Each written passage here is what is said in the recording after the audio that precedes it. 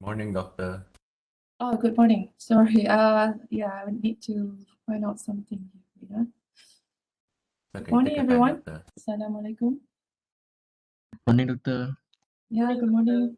Hope everyone is doing good. Surviving, doctor. Surviving.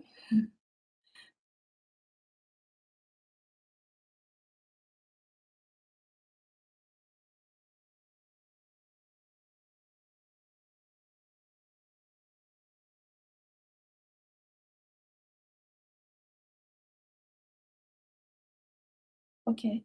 Assalamualaikum again and good morning.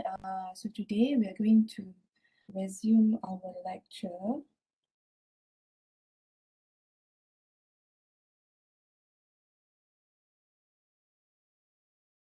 With LU3, okay?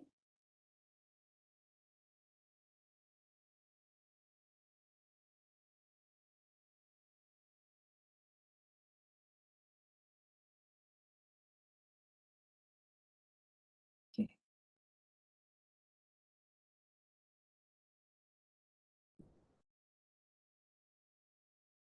Okay, so previously we have covered, before that everything is clear? My voice, the screen? Okay, doctor. Yes, doctor. Okay, thanks. So previously we have covered observed distribution, yeah, for LU3. This is because this one is actually from the previous course. This one should be LU3. LU3. Observed distributions, right? And then standard distributions. And before that, this LU is about this topic is about probability distribution. Okay, probability is the chance of whatever the thing or event occurs. Yeah, right. So under this, we talk about observed distribution, standard distribution. Observed distribution is something that is not based on any standard table. It's based on what we observe directly. Whereas standard distributions here, we refer to a table, to tables, different tables, depending on the distribution. Yeah, there are a few tables, and the tables actually they give the standardized values of probability. Okay, so that's the values are what we refer to in this kind of distribution. So that's why it's called standard distributions. Okay. And under standard distributions, there are two types of distribution. The first one is discrete distribution, and the second one is continuous distributions. Yeah. So discrete is whole number again. Yeah, just a revision for you. Whole number, and continuous is continuous number. Yeah, like with the decimal points. Continuous data or number. So under discrete distributions, we have discussed binomial distribution, Poisson distribution. What's the difference between two is we use Poisson when the n is greater than 20, right? But basically it's about the same thing. Yeah, I mean two outcomes. Two outcomes. And then continuous distribution, we have previously discussed normal distribution. And today we are going to look at sampling distribution, central limit theorem, and then the second part will be confidence interval and t distribution. Okay, so those are the things that we are going to cover today. So we are still under continuous distribution. Yeah, so in continuous distribution is under standard distribution. Okay, so let's have a look first at these two things. Sampling distributions and central limit theorem. Okay, so first is sampling distribution. What is sampling distribution? Is a probability distribution of a sample statistics that is formed when samples of size n are repeatedly taken from a population. Okay, let's say we have a population. We know that a population, it consists of of course, many samples, but let's say it have like lots of data, okay? So what is meant by this statement here is, let's say the population has data, and we want to sample this data, right, randomly, with a size n. I mean, that is meant here. When sample of size n are repeatedly taken from a population, let's say it has a number of data, and let's say we limit our sample, with 2 points or 2 data. So, but when we say randomly selected means it can be random, right? Let's say we have from data 1 to data whatever, like 20, let's say, right? It can be 1 and 1. I mean, the data 1, 2, 3 until 20, right? It can be data 1 and data 2, data 1 and data 3, data 1 and 4, and so on.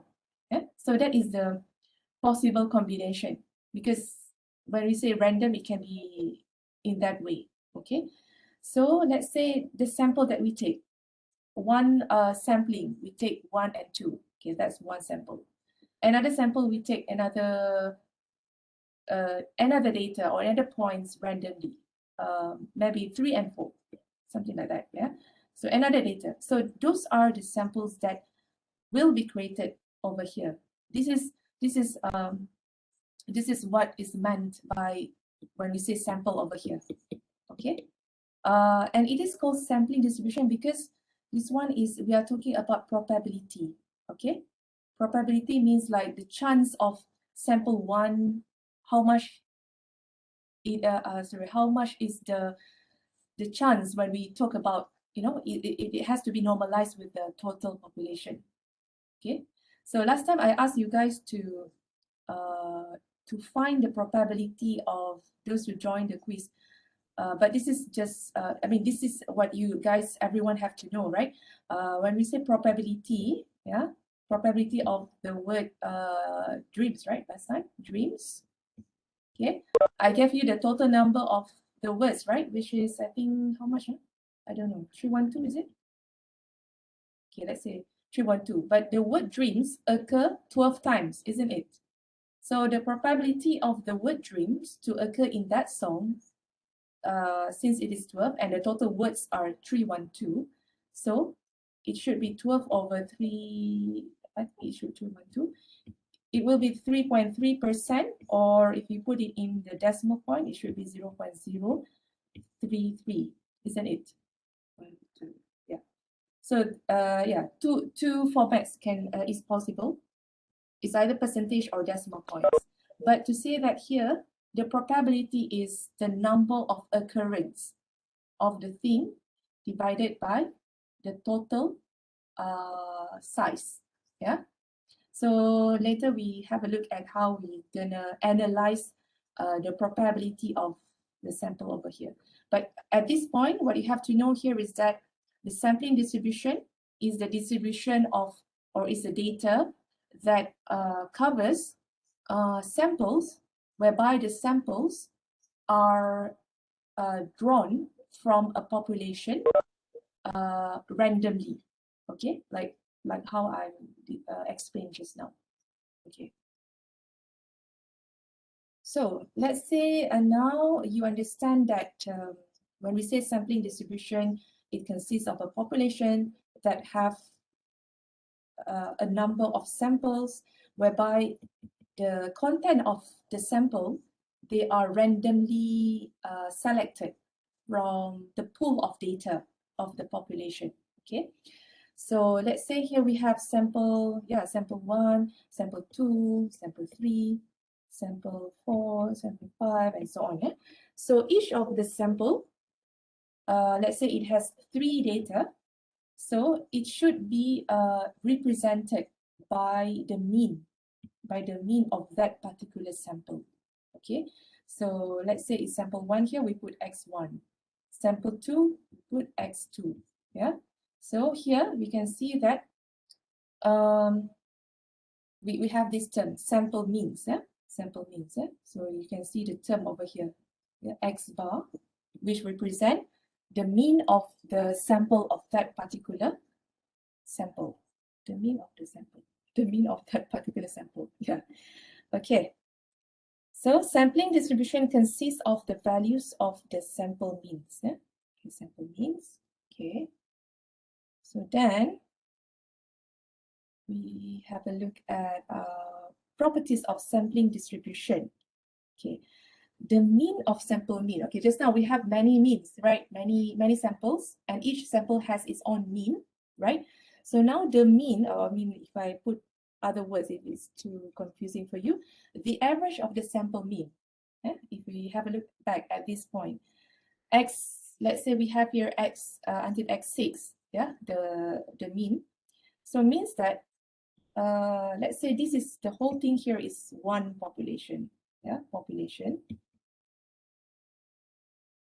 So if we want to add up all these sample mean, x1 plus x2 plus x3 until x6, yeah, divided by 6, because there are 6 samples, this will be the population mean, the mean or the average of the population, because the whole thing here is population, isn't it? Yeah. So this is meant by this word, this statement over here. The average or the mean of the sample means is equal to the population mean. Okay. So the symbol of the population mean is this one. Okay. The standard deviation of the sample means. So now we are talking about the standard deviation of the sample means. Yeah, I hope you got here. The sample means. Each of the mean is now the data that we want to analyze. So is equal to the population standard deviation, yeah, divided by the square root of n. Okay, so now standard deviation of the sample means. Yeah, do you? I hope you still remember what does standard deviation mean? So many mean. What does what? Yeah, what it means? Standard deviation.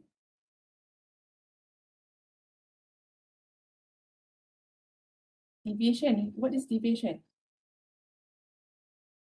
So now we are talking about sample means, right?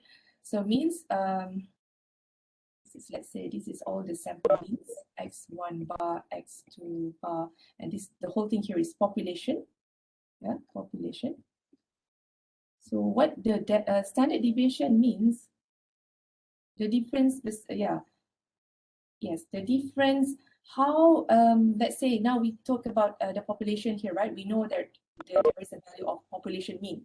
Okay, so when we say standard deviation of the sample means, it means that how much each of the sample mean, how much is the difference between each of the sample mean with the population mean.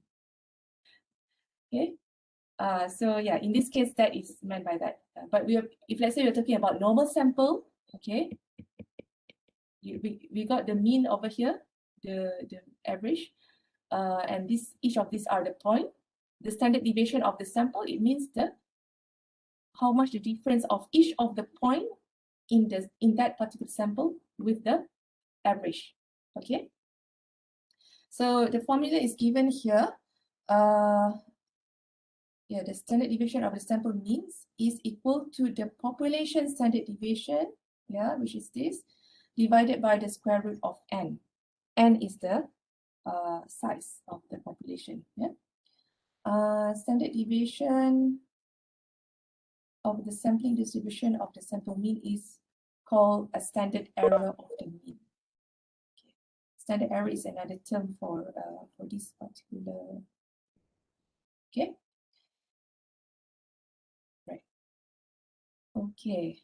So now let's have a look at one example in order for you to understand better what I've mentioned.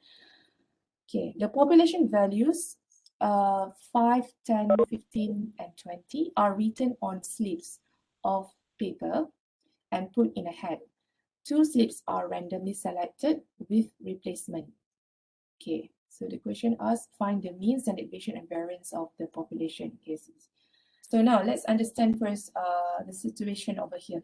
So the population, it has these 4 values, 5, 10, 15, and 20. Okay, so those are the values. And then 2 slips are randomly selected with replacement. Means that here we want to take the samples, a random sample. We want to draw samples, random samples. They are not just one sample, but a few samples, depending on how many combinations are possible later. And it consists of 2 values. So means out of 4 values, let's say first sample, sample 1, it could be combination of 5 and 10. Okay, like randomly, could be 5 and 10. Okay, sample 2, it could be 5 and 15. This is what is meant by this sampling distribution. Okay, right. And sample 3, it could be 5 and 20. Okay, so now just jump here. Okay, so these are all the combinations. Yeah. So means here just now we have the possible 5, 10, 15, and 20, right? Since we just want to draw a sample consisting of only 2 points or 2 data, right, at one time. So you can see here, these are all the possible combination. It can be it can be 5 or 5, okay, and then 510, 515, 520. Okay, basically you just match one by one. 10, 15, 10, 5, 10, 15. And here you have to consider, like for example here, 5, 10, there is 5, 10, right?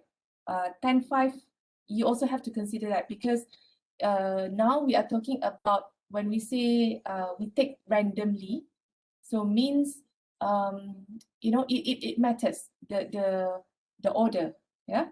So that's why even though there are 5, 10, 10, 5 is still considered as one of the possible combination.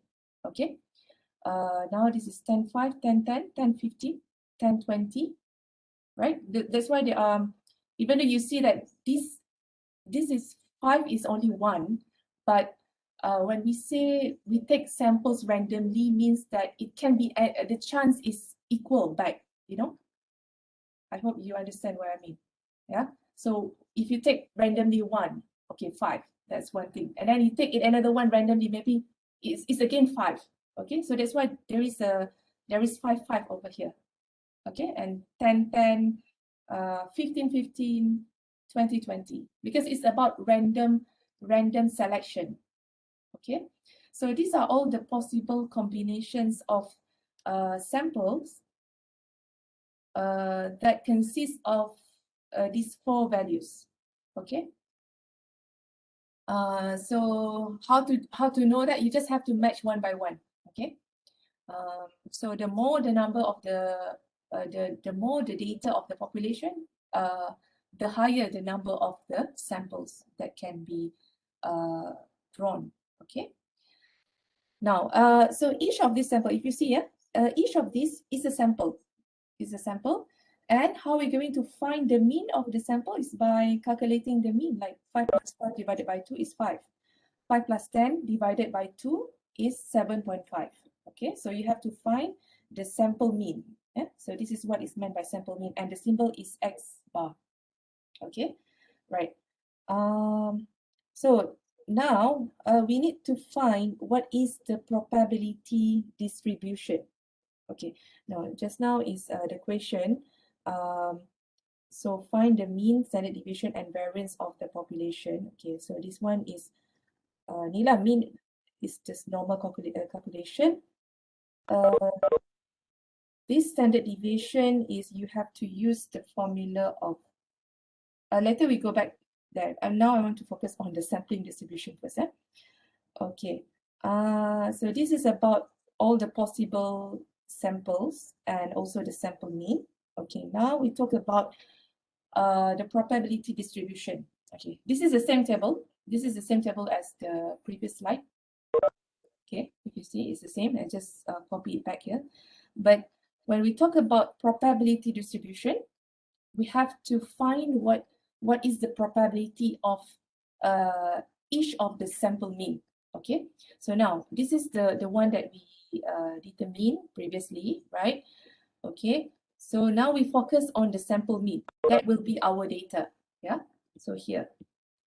So let's say the sample mean of 5. The F here, it means how the frequency, how many times it occurs. Okay, like 5. How many times 5 occurs? It's only 1.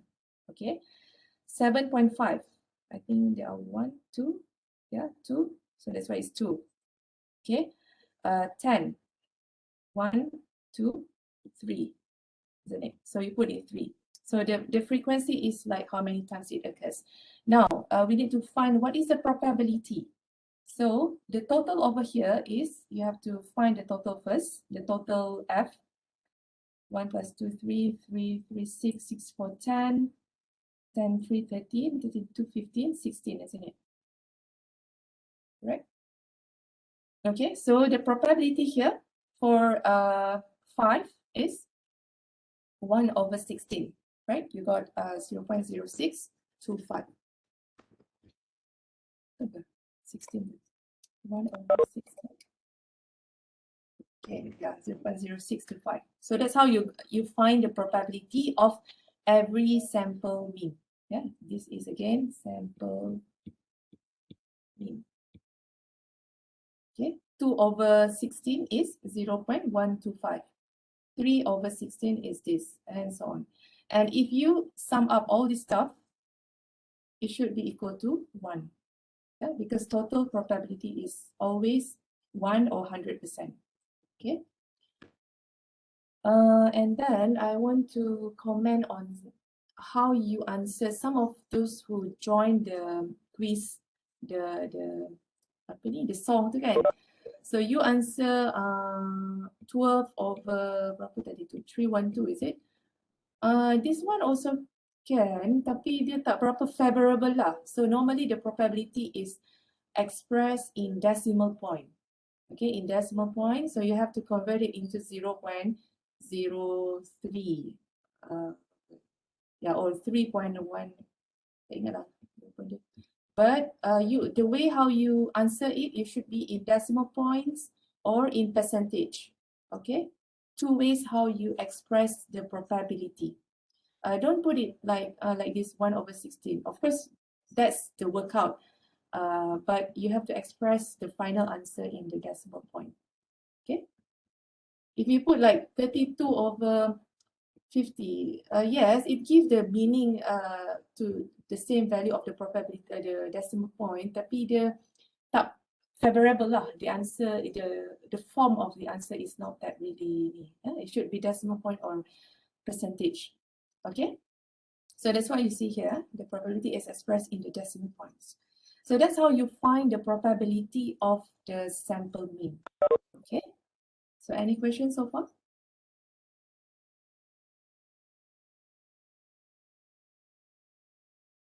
So this is just to show how you present the distribution. The whole thing here is called distribution because it consists of the total data. It's the same thing like here, probability apa ni, first 5 just now is 0.0625. So this is what we call histogram. Histogram is the graph that consists of the bar chart like this. Okay. All right. So that is a sampling distribution. Okay. Now we move to central limit theorem. Okay. Normally the question, it will covers both concepts, sampling distribution and central limit theorem. So I will introduce later the problem at the end, covering both things. Okay, central limit theorem is a theorem. Theorem is a theory. Theory ni lah theory. is a theorem that says that when there are two rules. The first rule, if a sample size n is greater or equal to 30, is taken from a population with any type of distribution that has a mean, mu, and standard deviation sigma, the sample means will have a normal distribution.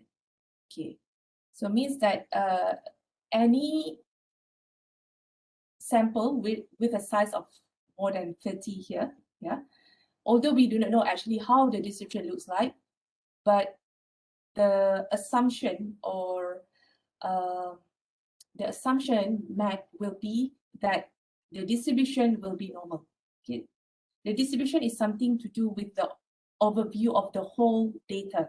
Okay, like this one, the overview of the whole data, and the distribution here is it shows that this one is apa ni kebetulan is normal lah, tapi although this one is not that apa ni not the n size is 16, yeah. But if let's say is actually this one is something to do with the normal behavior of whatever the distribution in this world. Yeah? Semakin banyak population to whatever the parameter you are analyzing, it will give you this kind of distribution. I've mentioned about it, right? Like macam what is meant by here is that the average will sit in the middle. Yeah, let's say we talk about height. Yeah, whatever the parameter is, the height. Let's say the height is the parameter. So average number of the population will have height yang kat tengah-tengah. Yeah, so there are not so many people that will have too short height, okay, and too extreme height, okay. So that is the behavior. Whatever the things that you are measuring, if let's say the number is the greater the number, the more normal the distribution will be. Okay, so that is something that is based on observations when people create this theorem, because they have observed many types of distribution, and most of them will give this kind of normal distribution. Okay. Okay, so that is the first rule, when the sample size is more than 30. Okay, right. And the second rule is, okay, just now the first rule just now, regardless whether the distribution is actually, I mean, we do not have an idea about how the distribution looks like. Yeah, so the assumption will be that the distribution will have this normal distribution. Okay, the second rule is that if the population itself is normally distributed, okay, the sample means will have a normal distribution for any sample size of n. Okay. Yeah. So this one is we don't talk about the n. Yeah.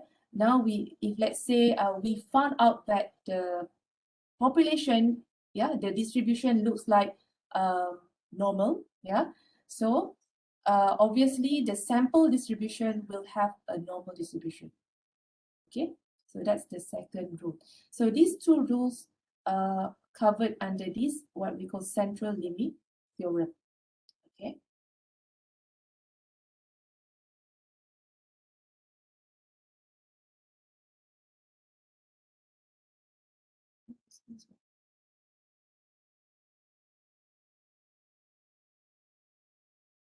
If the sample size is less than 30, and we do not know the type of distribution. Oh, okay. So this one, okay, this is a situation where it doesn't match rule 1 or rule 2 just now. Okay, so it means that if let's say the n is less than 30 and we do not know the distribution is not normal. Yeah, we do not know what the distribution looks like. Then is a bit tricky for us to predict what is the distribution of the sample means. It can be normal, it can be not normal. Yeah, so this is what is meant by these statements over here. Okay. So that is central limit theorem. So what is the importance of the two rules just now? Okay, is either one of the rules is satisfied. Yeah? So if let's say one of them is satisfied, then we can use the theorem. Yeah. So what the theorem will be? It will give. It will actually have the assumptions that the sampling distribution of the sample means has a mean. Okay, this is the mean of the sample mean. Okay, will have the mean that is equal to the population mean. Okay, and then the second part is in terms of the standard deviation. The standard deviation of the sample mean, okay, will be equal to the population standard deviation divided by the square root of n. Okay. So meaning to say that you can use this formula when the central limit theorem is satisfied, either rule 1 or rule 2. Okay, so we're going to have a look at the examples after this, how we could understand what is meant by the rule 1, what is meant by the rule 2, and that would lead us to use this formula or these assumptions. Right. So this is also called standard error of the mean. Standard error of the mean is another term for it. Okay, let's have a look at this problem. The heights of fully grown magnolia bushes have a mean height of 8 feet and a standard deviation of 0.7 feet. 38 bushes are randomly selected from the population, and the mean of each sample is determined. Find the mean and standard error of the sampling distribution. Okay. Now, when we analyze the problem, we can see that this is the mean. Okay, this is the mean. Okay, the heights of a fully grown magnolia bushes have a mean height of 8 feet. Okay, this is actually what the population mean. How I know it's a population mean is because it describes the bushes, right? And then the next statement says that 38 bushes are randomly selected, means that they are samples that are drawn after that. Okay, so this is the sample size. The sample size, the number of samples, 38. It means that it's greater than 30, isn't it? Okay, randomly selected from the population, and the mean of each sample is determined. Okay, now, so this is the standard deviation. Okay. So based on the rule 1, just now it says that there are 38 bushes. So it satisfies the first rule of central limit theorem, where the n is greater than 30. So it means that we can use this assumption. Yeah. So although this is actually the population mean, but we can also say that it is the mean of the sample mean. Okay, the mean, this is mean of sample means. Okay, so which is equal to 8, although the value is provided for the population initially. And for the standard deviation, since it's early, we can use the central limit theorem. It means that when we want to find the standard standard error of the sampling distribution, right?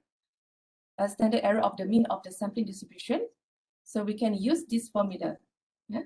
So we can use 0.7 divided by the square root of 38, which is equal to 0.11. Okay. So the way how you determine the mean over here and also the standard error is based on the understanding that this situation satisfies the central limit theorem, yeah, because of the n greater than 30. Okay.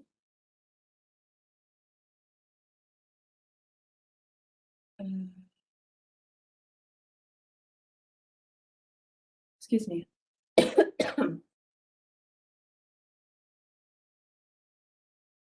Right.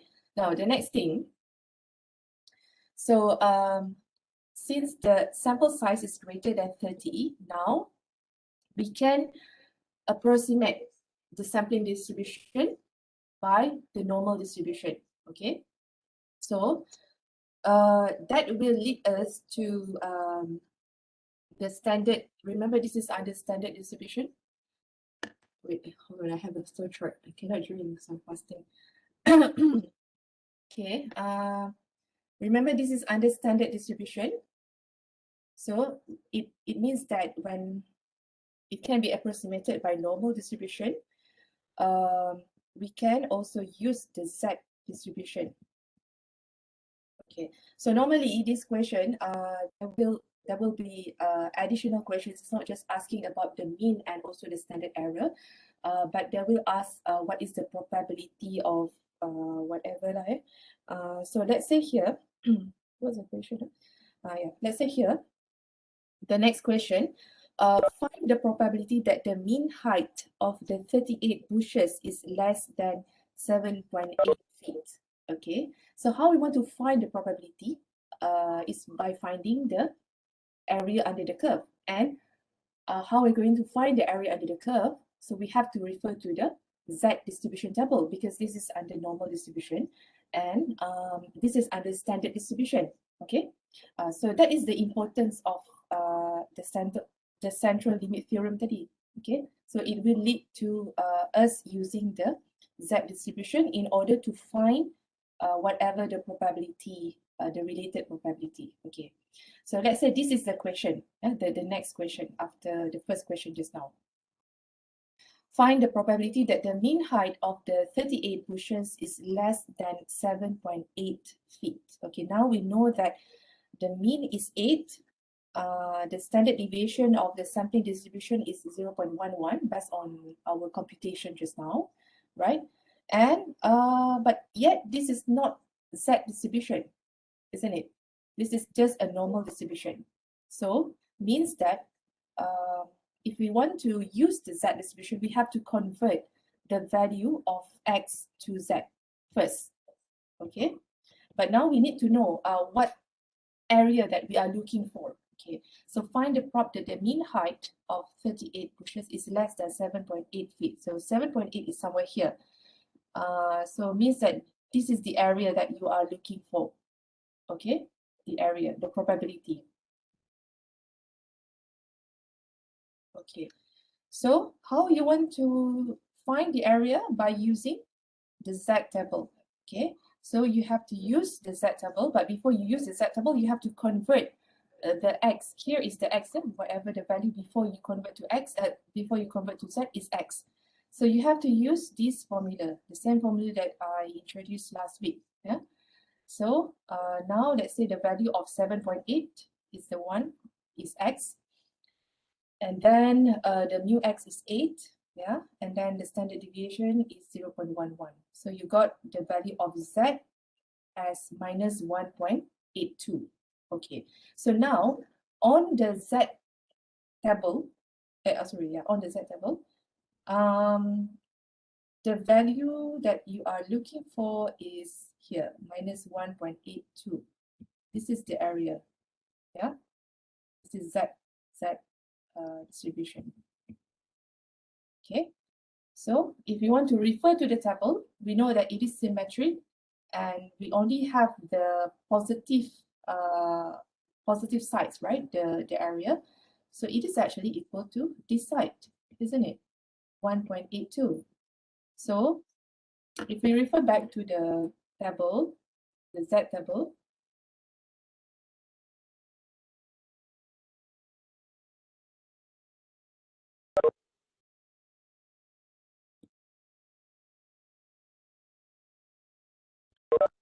okay, the Z table says that the area is given from the 0 axis to whatever the Z value enclosed, isn't it? So let's say 1.82 just now. This is the value, 0.4969. Okay, go back to our problem just now. 4969. Okay, so here, this area is the one that is ran by 0.4969. This is Z, just don't confuse. So, in order to find this area, 0.5 minus 0.4969, isn't it? Which is 0.0344. Okay? 0.5 minus 0.4969.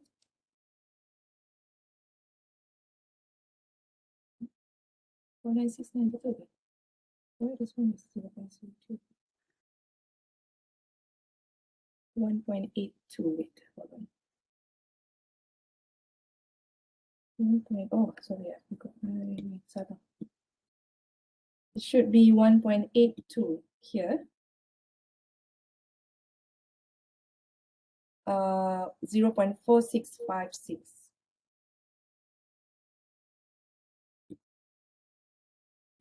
0.4656.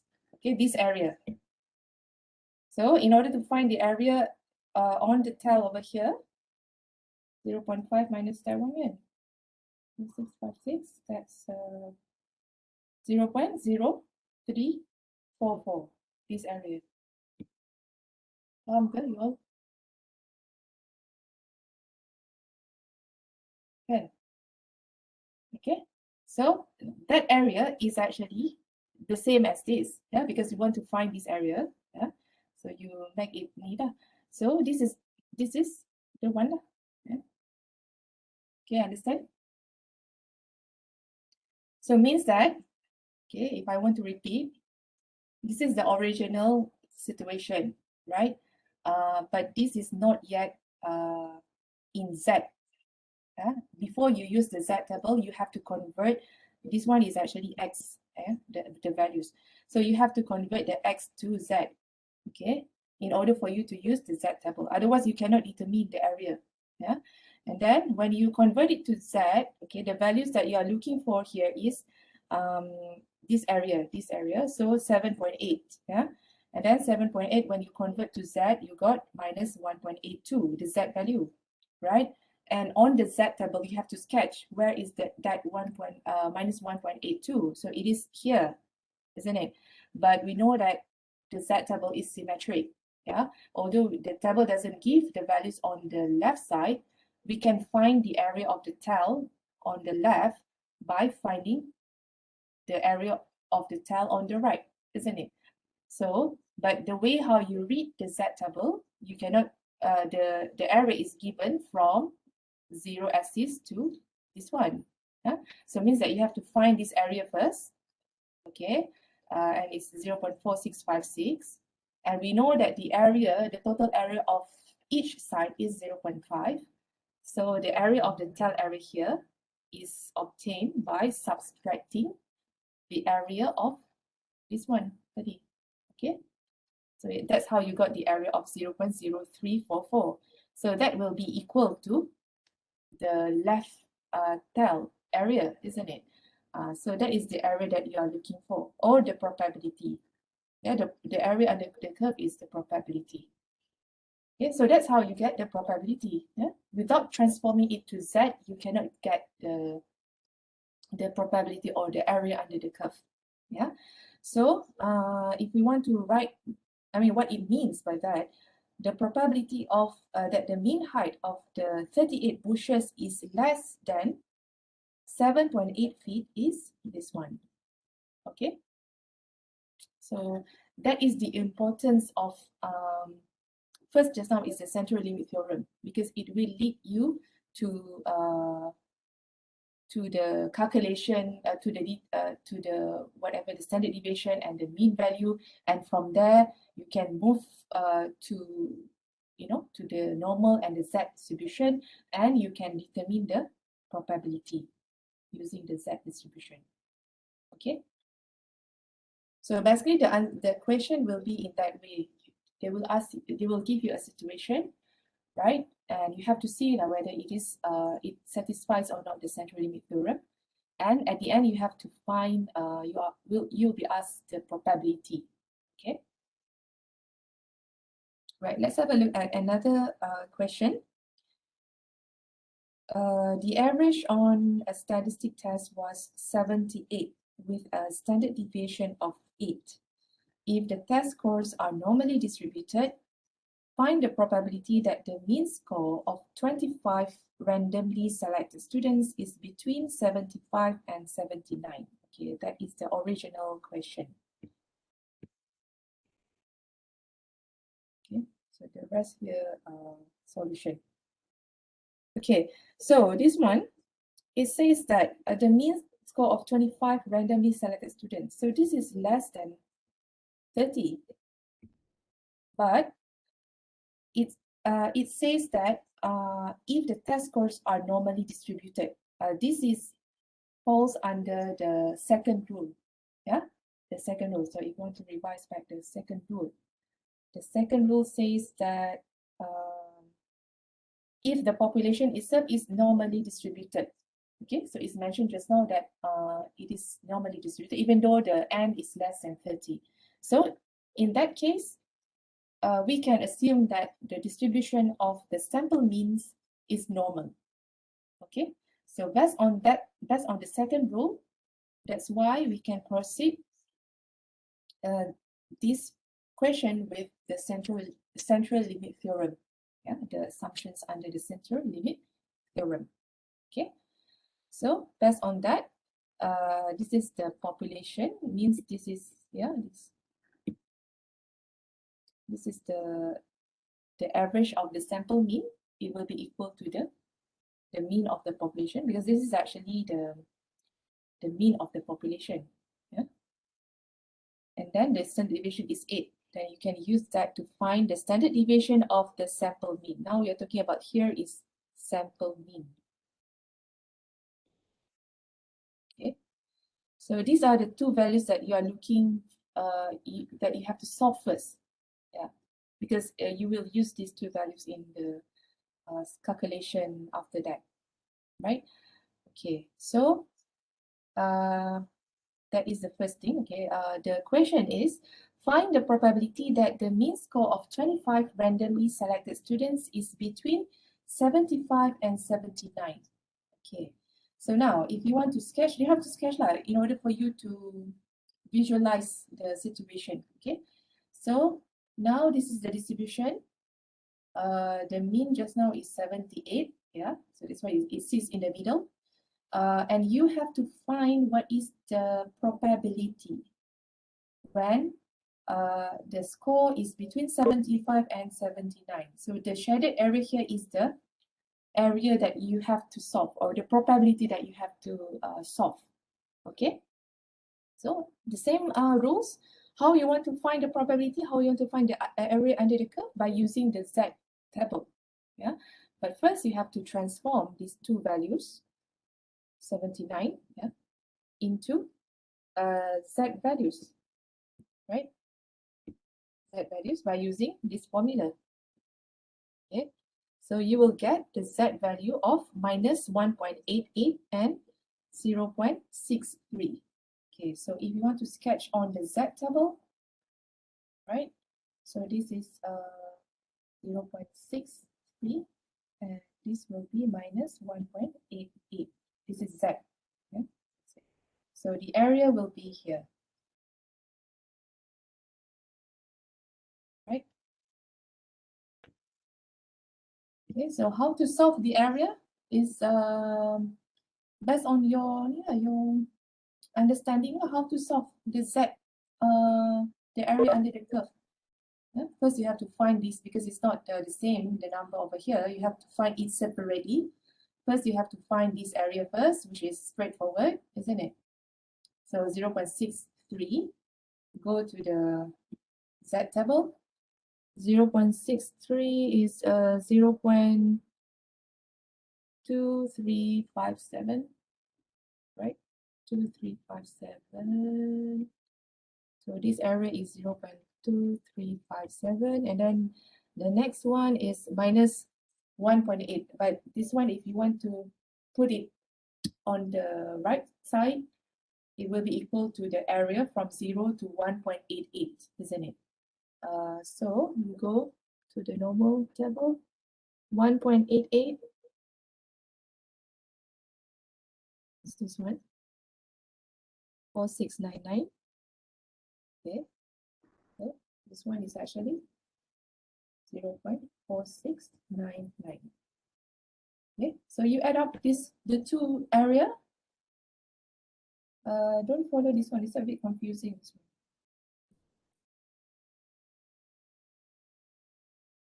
Just follow what my methods here lah. 4699 plus this one, okay, the area is 0.4699 plus 0.2357 is, it's supposed to be the same, 7056. Yeah? Yeah.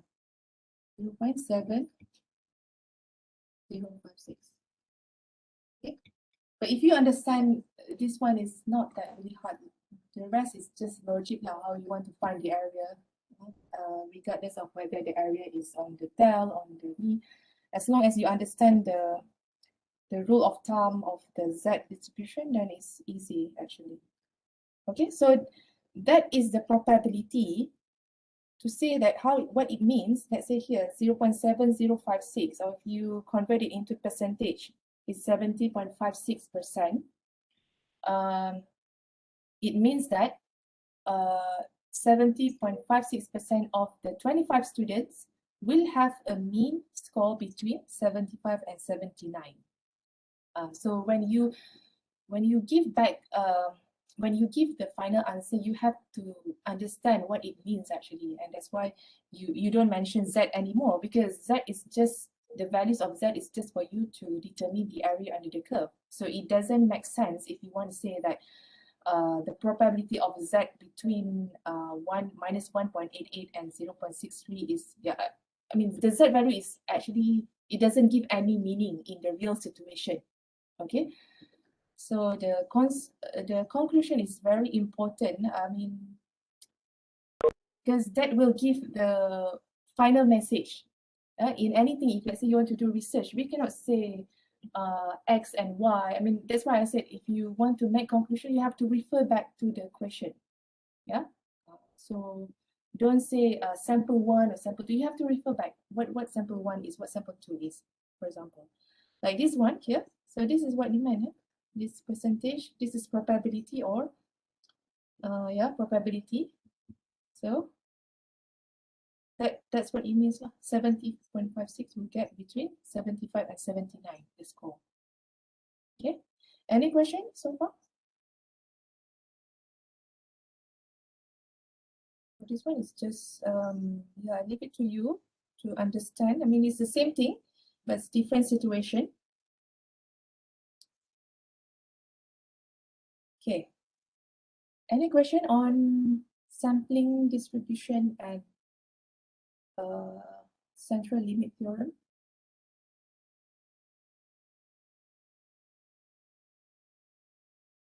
Which one is not clear? Not yet. Okay.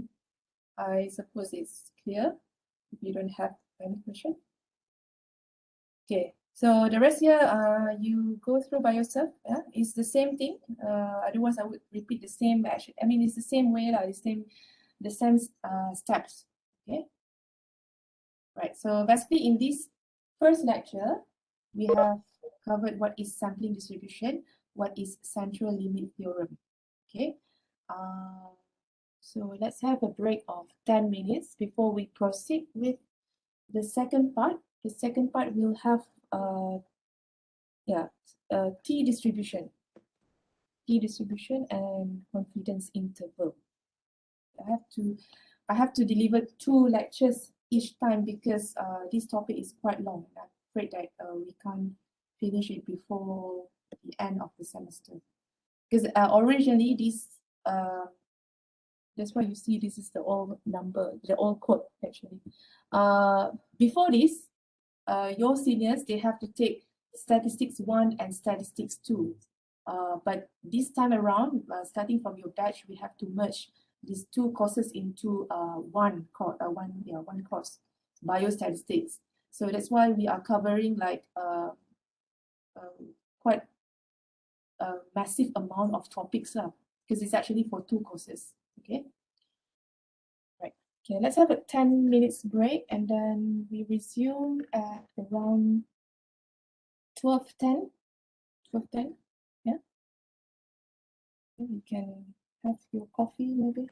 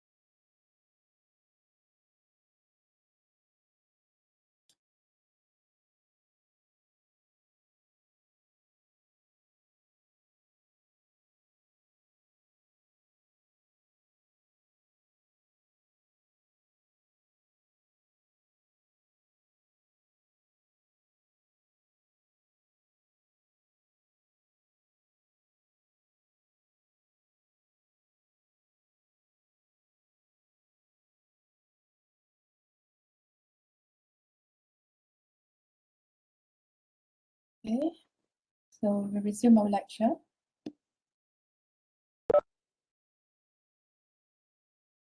Right, the second part of today's lecture will be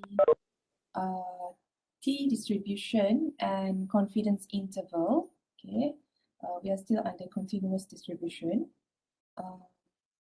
So those are the two things that we're going to cover next. First, let's have a look at confidence interval first. Yeah, and we'll to T distribution after that. Okay. So, confidence interval. What is confidence interval? So, it's a term that is used in statistics, yeah, whereby it refers to interval estimate of a population parameter. So, the word interval, it means it has interval. It has a limit, yeah, lower limit or upper limit. The whole thing here is called interval or the range. Okay, you know range, right? Range. So interval is something that mentions the range. Yeah, the range. Yeah? So it means that it has lower values and upper values. Okay, so confidence interval, interval estimate, why it is important in statistics is because it shows that whatever the data or the distribution, it can't be 100% correct. It can't be 100% accurate. So in statistics, we normally allow for some errors. Yeah. So the normal confidence interval that we use in statistics or even in research, 95% or 99%, but 95 is more common. Okay, but it can be either two values or maybe 90%. There is also that value. So what does 95% confident interval means? The data, the distribution, let's say whatever the distribution. Yeah, so let's say this is 100%. So if let's say it's 95%, so there is some area on the tail, which is 2.5% over here, and this is 2.5%, right? Okay, and the rest in the middle is 95. So it means that if we talk about any distribution and we say that the confidence interval is 95%, it means that 95% is our data is within that 95%, and another 5% it could be errors. Okay, it can't be 100% accurate. So you can say that your data is 95%. You are confident that your data is 95% correct, for example. Okay, so that's what it means.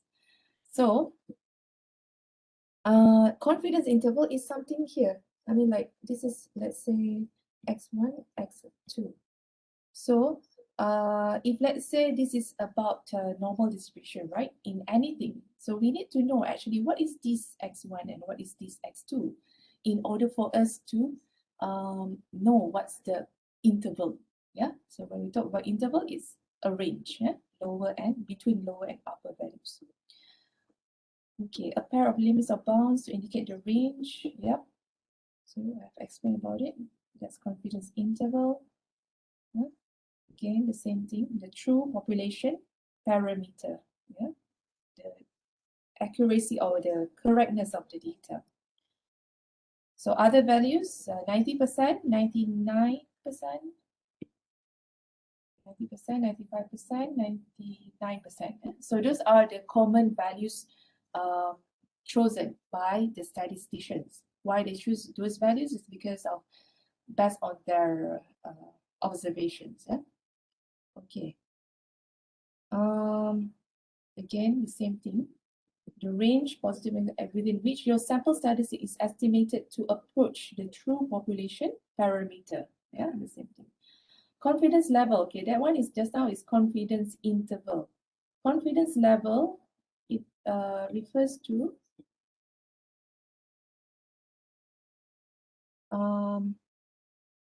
probability that you are wrong, that the sample error exceeds the confidence interval given. Okay, so this is actually just the opposite of it. Let's say you have 95% confidence interval, so it means that 5% is what you assume as errors, right?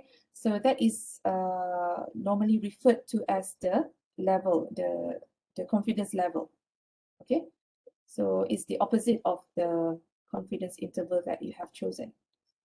So that is, yeah, this one is for 95% confidence interval. For if let's say for 99%, then the level is 0.01.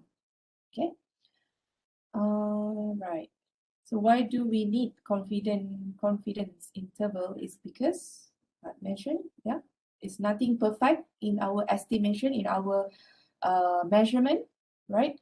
It's not a perfect estimate, so it must have some errors. We allow for some errors actually, so it should be there must be interval whereby the true data lie. Yeah.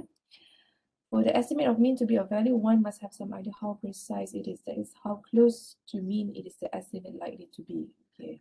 An excellent way to specify the precision is to construct confidence interval. Yes. Okay, so that's why we need confidence interval in statistics. Okay, so basically, what we have to cover in this topic, in this subtopic, is that we have to know how we want to construct the confidence interval and what's the values that we'll have. Yeah? For example, if let's say this one, we need to find out these values actually, these two values. And the whole thing here is the confidence interval. So that's the thing that we have to figure out in this subtopic. Okay, so there are two situations of, there are two situations whereby the first situation is when the standard deviation of the population is known. Yeah, is known. And the second situation is when the standard deviation of the population is unknown. Okay, is known or is unknown. So there are two situations, and how we want to solve the confidence interval in that two situations, they are different.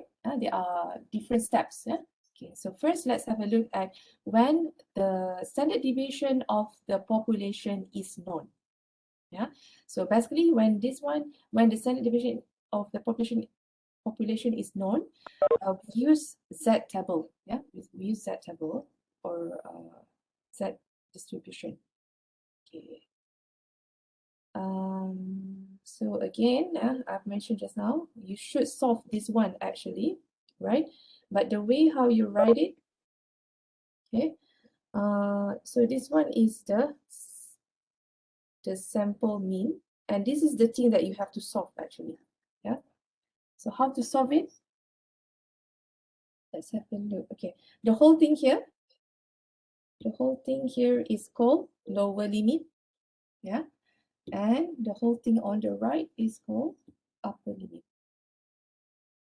The whole thing here is upper limit. Yeah, and this is the population mean. Yeah, because we want to we want to we want to estimate where the population mean lie, between what range. So this is the thing that you have to solve actually. Okay, now if you see here the things inside this term, okay, it consists of Z and also the standard deviation of the sample mean, isn't it? So those things that you have to solve separately or beforehand, before you reach this expression. Okay, so how to solve that Z and how to solve that, this one is from this formula. Yeah, when the standard deviation of the population is known, is given in the question, you can use this value divided by the n. You will get the standard deviation of the sample mean, and this is the values that you use here. But you have to use you have to also solve what's the Z value, what's the corresponding Z value. So how to solve that Z value? It depends on the problem. It depends on the question. Okay, so let's have a look at one question over here. So bear in mind, this is the thing that you have to solve. Yeah. Let's have a look at one example. Assume that the standard deviation of SPM verbal scores in a school system is known to be 100. So obviously here you can see that the standard deviation is given. So you know that it is known. Yeah. The standard deviation of the whole thing here is considered as population. Why I know it's a population? Because the following statements says something about the samples. Like from this population, there are random samples to be drawn. Okay, so obviously the first statement over here, it refers to the population. Okay. A researcher wishes to estimate the mean of SPM verbal score and compute a 95% confidence interval from a random sample of 10 scores. Okay, so this is the sample. Yeah, the sample. Right. The question is, compute a 95% confidence interval. That's the question. But first, what you have to solve, what are the things that you need to solve? Yeah. So first, calculate the mean and standard deviation of the sample. Right. So you are given this data for the sample. The mean is you just add up all those things divided by 10, right? That's how you got 530. Yeah. 320 plus 380 plus 400 until 780. Yeah, divided by 10, you will get 530. Okay, that's how you got this. And that is the mean of the sample. We know that the n is 10. Yeah, you calculate the n 10 data. And this one is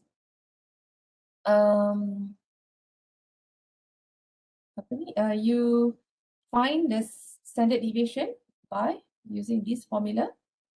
And this is the standard deviation of that particular sample.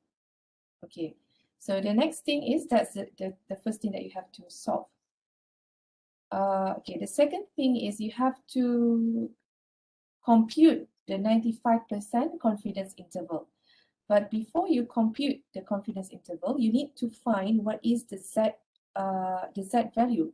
Yeah, the Z value, because based on the expression over here, yeah, so you need to solve this Z in order to solve the confidence interval. Okay, so how to solve that Z?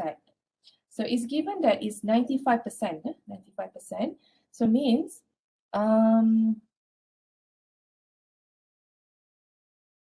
if you want to sketch the curve, 95% is over here, 95%. So here is 2.5, isn't it?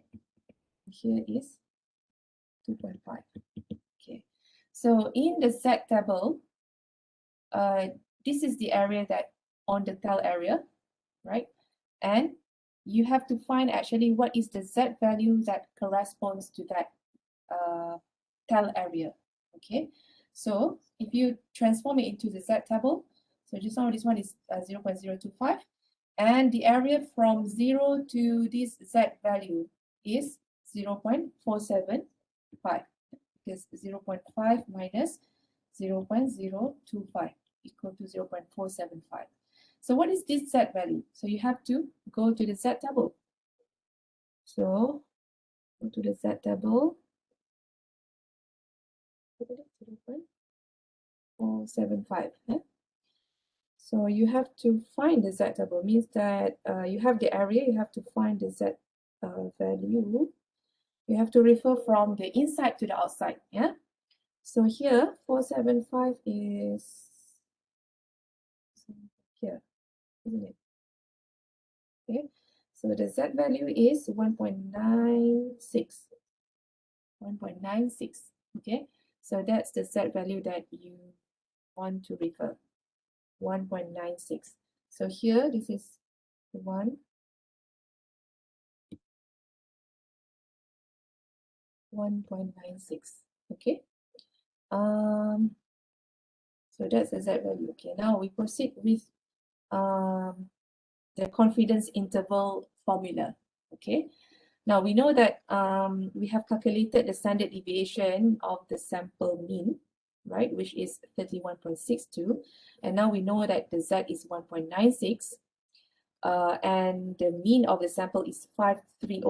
Then you just substitute into this expression to solve this lower limit and upper limit. And you got these values, right? And the way how you write it, you have to write, this one is something wrong, the format over here. So you have to write the confidence interval. The mu is between 468.02 and 591.98. Okay, so that's the confidence interval. So if you write up to this way, it's not yet correct because confidence interval should be written in this format. Okay, in this format. And remember the value over in the middle over here is mu, which is the population mean. Yeah. Okay. So what does this confidence interval means? I mean, what does this expression means? 95% of the students, yeah, have the score between 468 and 592. I mean, if you round up this one, and this one, it has, yeah. So that is the score, the range of the score where 95% of the students score. Okay, so that's the confidence interval, and it's 95% confidence interval. So what happens if, let's say, the question asks 99% confidence interval? So the steps is the same. It's just that now what makes a difference is the curve, the tail area, right? Because now if let's say here is 99%, so this one will be 0.05%, and this is 0.05%, isn't it? Yeah. So it means that the Z will be different, yeah, because this area will be 0.5 minus 0.05%.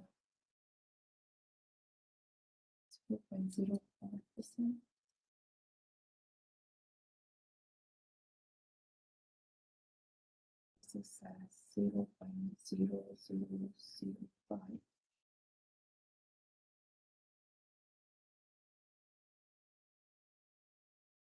So this area will be 0.4995. Yeah. So if you refer to the Z table, it will give you different Z values. 4995 is actually it's up here. Let's just take this value. It's actually 3.9. 3.09 actually. 3.09. So if you go here, 99% is the 0.0. This is 99%. This is 1% divided by 2. This one it should be not 0.05. It should be 0.05. So look at that, 0.5%. Yeah. So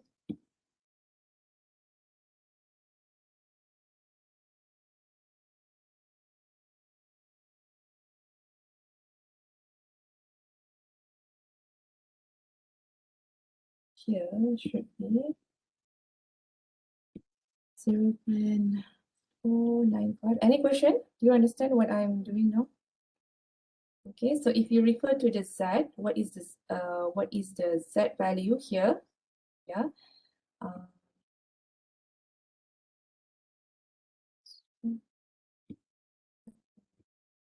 So 0.495 is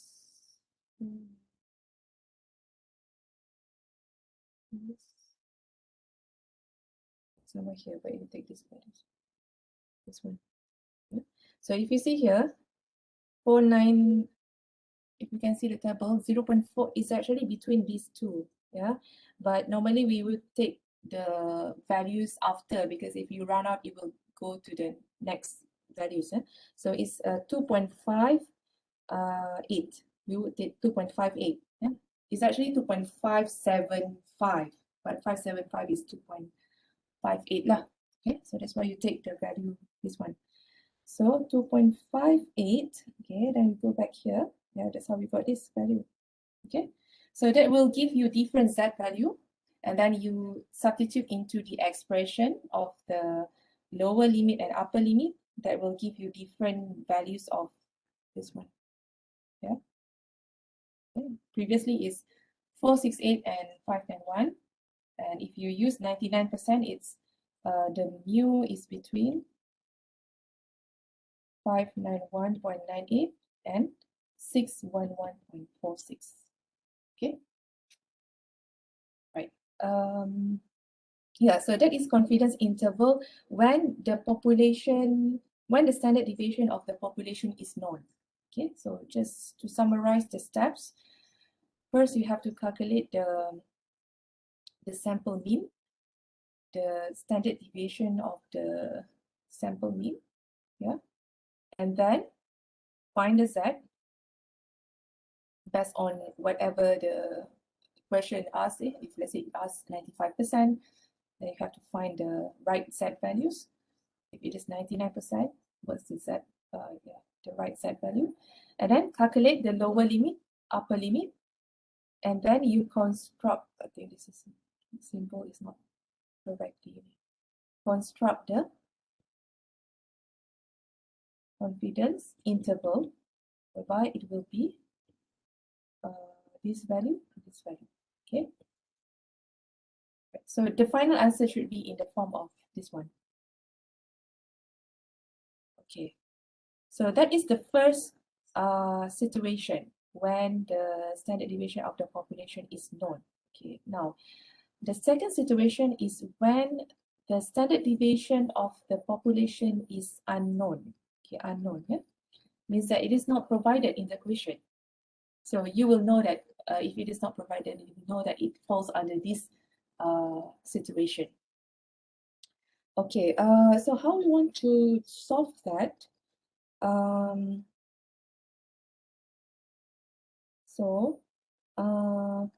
we want to estimate the population of the the standard deviation of the population? We have to use this formula, and you have to solve S. Yeah? What is S? Is the standard deviation of the sample. This one you have to use the formula that you have studied before. Okay, let me introduce later, but this is the thing that you have to solve. Okay, and this will be the estimate of the standard error of the mean, or the estimate of the standard deviation of the population. Okay. And then what is the difference? Other difference is that you are going to use, just now we used Z distribution, right? Now in this situation, we have to use T distribution. Okay, T distribution. Okay. Before we go into solving this case, let's have a look. What is T distribution first? Yeah. The T distribution is also a normal distribution, but the difference between T and Z distribution is that if in terms of the curve, yeah, the curve, it is much flatter. Yeah, let's say this is the Z distribution, and the T is something other than that. It is flatter. Flatter means it is much wider on, yeah, the width is much wider. Yeah, and then yeah, so that's the difference. And it is used when the standard deviation is unknown. So that is the use of the T distribution. Okay, and if we talk about other differences, is at the mean. The mean is lower means here, the mean value is lower, and also is higher at the tails because of the much flatter curve. Okay.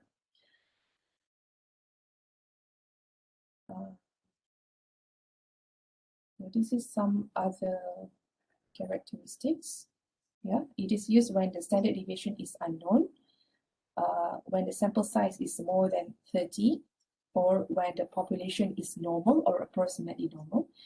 And this is the formula that is used to convert any x value to t. Just now we talked about how to convert x to z value.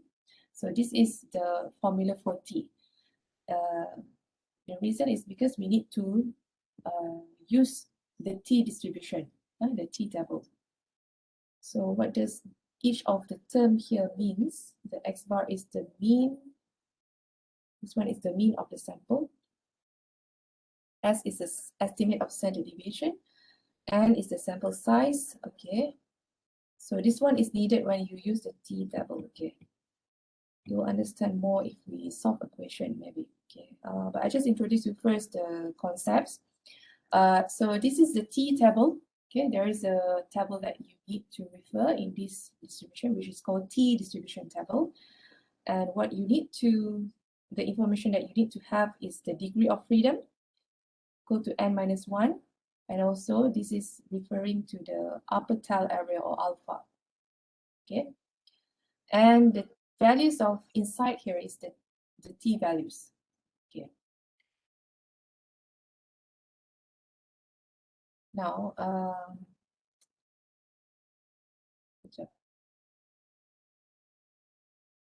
if we refer back to the confidence interval that we want to solve, so this is actually the thing that we want to solve, because this is plus minus.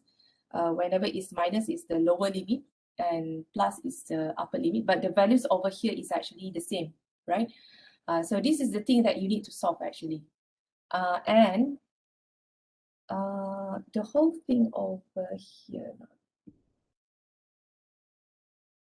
the whole thing over here is what we call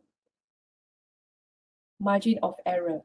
Yeah, it's actually the same thing for the Z distribution just now. Whatever plus minus and whatever the confidence interval, like here and here, this is actually when you solve it, x plus minus x minus z.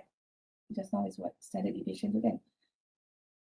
And this one z x plus z standard deviation. The whole thing here is actually error. Okay, so but just now it doesn't mention, but actually it's error like this thing. That's why it's we have this plus minus. Okay, so basically you need to solve this term, the whole term here. You need to know what's the t, what's the s, and what's the n. Okay, right. Let's go directly to the standard, to the confidence interval that we want to solve under this situation. I'm not sure why all the terms are, all the symbols are not properly written. So,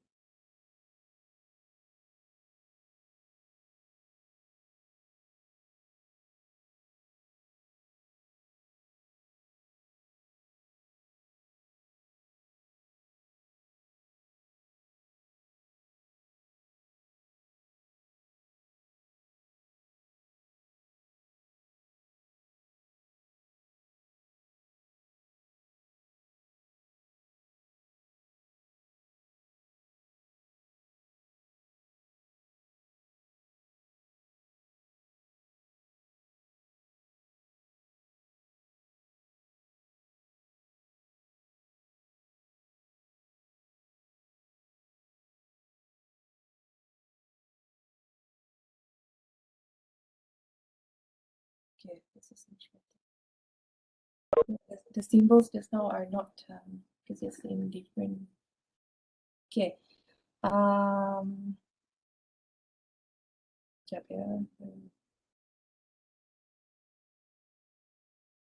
So actually the rule is the same lah tadi, compared to the when the standard deviation of the population is known. Basically you want to solve this term in order to construct the confidence interval at the end. Okay, tapi dia ada banyak few things that okay, let's go directly to a question so that you can understand what is meant by what I've mentioned just now. Okay, right. So this example, a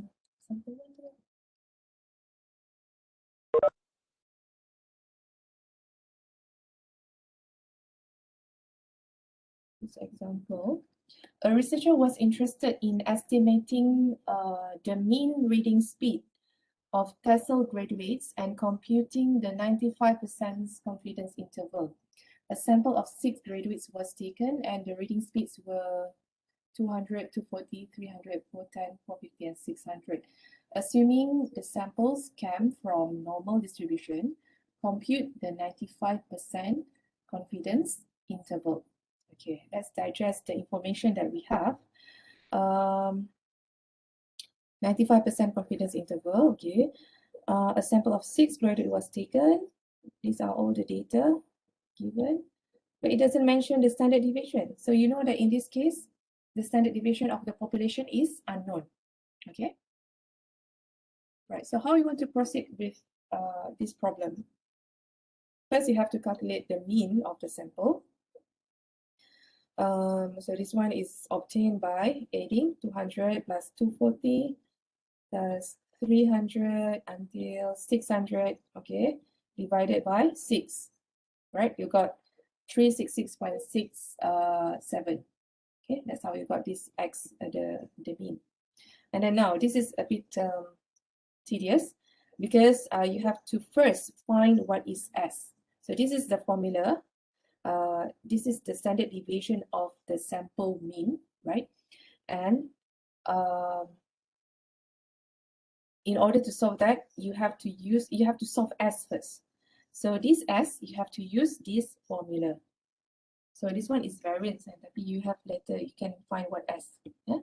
So this is the thing that you have to solve first. So how to use this formula? N is 6. Yeah. This one is referring to each of the value, like 200 minus x bar is 366.67 square, because this is summation. This is summation, right? So you have to add the next value, which is 240 minus 366.67 square plus sampai ni lah, sampai you complete the 600 minus 366.67 square. So that's how you use this formula. Okay, then once you got the s square, you find the s, and then you substitute into this formula back, and you get this value. Okay, so it's a bit longer, the workout, compared to the first situation where you can just use the value of the standard deviation given, because this one is not given. Okay, that's, yeah, so this value is the estimated standard deviation for the population. Okay. Right, degree of freedom is straightforward. 6 minus 1 is 5. Okay, so that's the first step. So the second step is to calculate the t. Yeah, calculate the t. So since the question asks 95% confidence interval, so the same thing like how you solve for the z just now, but this one is t. So you have to refer to the right table.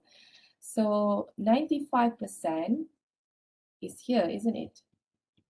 And this is 2.5%, and this is 2.5%, right? So the tell area is 0.025, isn't it? So if you refer to the T table, okay, you need that information, this tell area, upper tell area, yeah, and also degree of freedom, which is 5 just now, right? 5. So that is the information needed. Okay, so you go to the T table and you find the values. Okay, degree of freedom is 5, and then upper tell area 0.025. Yeah, over here. So the value is 2.571. So that's the t value needed. Okay. So that's why you don't forget to divide the 5% into 2. Otherwise, you will get the wrong t. Yeah, because the upper tail error is 0.025. It's not 0.05. Yeah. So the t just now is 2.571. Okay, so that's the t value needed. Okay, we're not done yet. So you have to substitute that t value into this formula. Yeah, so you know this one already from the first step, which is, what's the value calculated? The x as x is 60.97. Okay, as x is 60.97. Okay, so you know the t is 2.571. Okay, then you put into these two values. Yeah, right? And the x bar here is the one that you calculated in the first step, which is 366.67. Okay, so that's how you solve for this is lower limit, upper limit, 209.904, 523.43 for the upper limit. Okay, so the way how you write it, it should be written this way. The mu is between 209.9 and 523.43. Okay, so what does this confidence interval mean? It means that 95% of the mean reading speed of the TESOL graduates is between this score. Yeah? That's what it means. Okay, so basically the idea is to construct the confidence interval. But the difference between the first and the second situation is, the first situation is the standard deviation of the population is known. You use Z, right? Z table or Z distribution. But when the standard deviation of the population is unknown, you use T distribution. And of course, there are things that you have to determine in between, like the T, the Z value, and yeah. For this one, you have to calculate the S, yeah.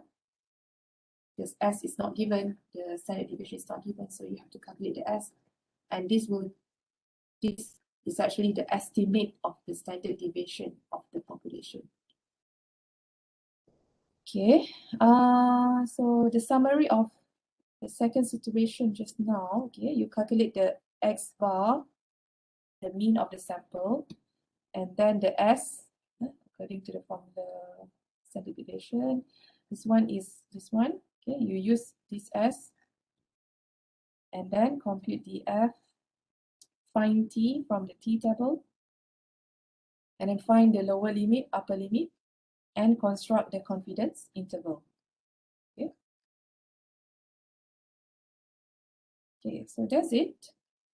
So basically in this second lecture, we cover confidence interval, and then T distribution, and then how to solve confidence interval when the standard deviation of the population is known. We use Z distribution. And when the standard deviation is unknown, standard deviation of the population is unknown, we use T distribution. Okay. So yeah. So previously we talked about sampling distribution and central limit theorem. Okay, any question for these two topics?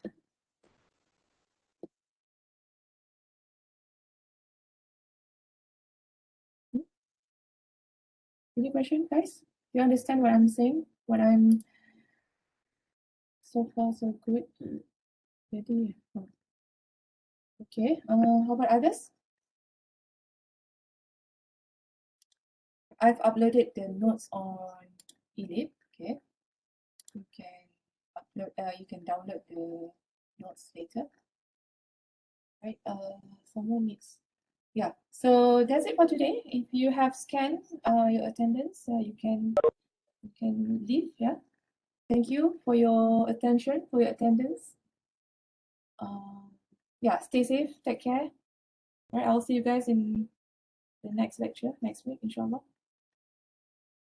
Okay, Doctor. All right, Okay, doctor. okay.